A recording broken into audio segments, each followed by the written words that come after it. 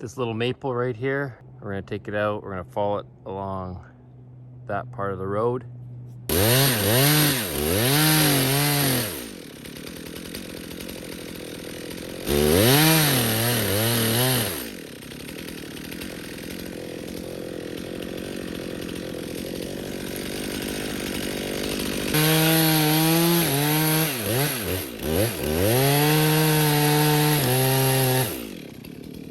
So there's our little wedge cut out here.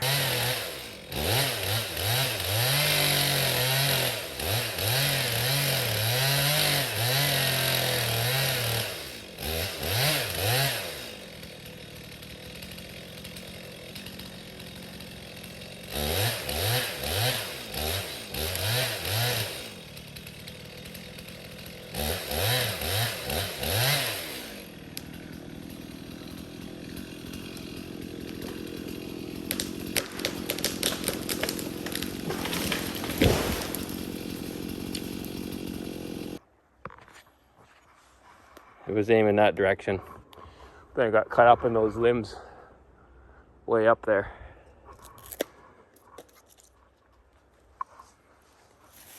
There she be.